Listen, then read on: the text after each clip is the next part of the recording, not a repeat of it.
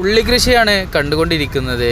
സെൻട്രലായിട്ട് വെള്ളം തെളിയിക്കാനായിട്ടുള്ള പൈപ്പുകൾ കാര്യങ്ങളൊക്കെ തന്നെ കാണാൻ സാധിക്കുന്നുണ്ട്. ചുറ്റുപാടും മലനിരകളൊക്കെ തന്നെ കാണാൻ സാധിക്കുന്നുണ്ട്. അങ്ങ് അകലെയായിട്ടുള്ള മരച്ചുവട്ടിൽ എന്തോ ഒരു റെഡ് നിറത്തിലൊക്കെ എന്തോ ഒരു സംഭവം കാണാൻ സാധിക്കുന്നുണ്ട്. നല്ല ചൂടുള്ളതിനാൽ നമ്മൾ അങ്ങോട്ട് പോയില്ല എന്നുള്ളതാണ്. കൃഷിയാണ് ഈ ഏരിയയിൽ മെയിനായിട്ട് കണ്ടുവരുന്നത്. ചില ഏരിയയിൽ വെള്ളം കൂടുതലുള്ളത് കൊണ്ട് തന്നെ മനോഹരമായിട്ടുള്ള കൃഷിയിടങ്ങൾ കാണാൻ സാധിക്കുന്നുണ്ട്.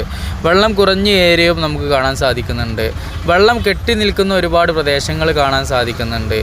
അങ്ങനത്തെ വെള്ളക്കെട്ടുകളിലൊക്കെ തന്നെ പച്ചക്കറികൾ കഴുകുക, താറാവിനെ ഇറക്കുക, കന്നുകാലികളെ കുളിപ്പിക്കുക, ഇങ്ങനെയുള്ള കാഴ്ചകളൊക്കെ തന്നെ നമുക്ക് കാണാൻ സാധിക്കുന്നുണ്ട്.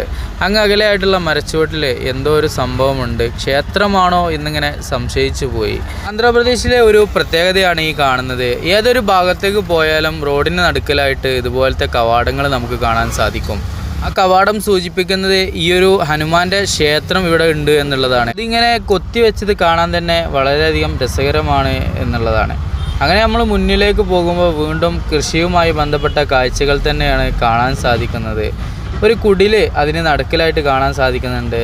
ചുറ്റുപാടും ഇതുപോലത്തെ കുന്നിൻ ചെരുവുകൾ, മലനിരകളൊക്കെ കാണാൻ സാധിക്കുന്നുണ്ട്. ഉരുണ്ട പാറക്കഷ്ണങ്ങളൊക്കെ തന്നെ അതിൽ കാണാൻ സാധിക്കുന്നുണ്ട്.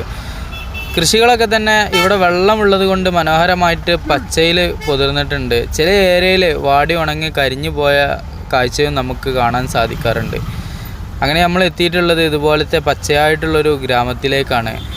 ഗ്രാമപ്രദേശങ്ങളാണെങ്കിലും ഗവൺമെൻറ് സ്ഥാപനങ്ങളൊക്കെ തന്നെ നമുക്ക് കാണാൻ സാധിക്കുന്നുണ്ട്. കൃഷിയുമായി ബന്ധപ്പെട്ട ജീവിതമാണെങ്കിലും ക്ഷീരകർഷകരെയും നമുക്കിവിടെ കാണാൻ സാധിക്കുന്നുണ്ട്.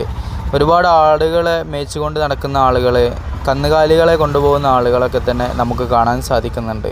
പഴയ കാലങ്ങളിൽ രാജഭരണം നിലനിന്നിരുന്ന പ്രദേശങ്ങളൊക്കെ ആയിട്ടാണ് പല ഏരിയകളും നമുക്ക് കാണാൻ സാധിക്കുന്നത്. ആ മലനിരകൾക്കൊക്കെ മേലെയായിട്ട് പല മതിലുകളൊക്കെ ഇടിഞ്ഞു പൊളിഞ്ഞാടിയ കാഴ്ചയൊക്കെ കാണാൻ സാധിക്കുന്നുണ്ട്.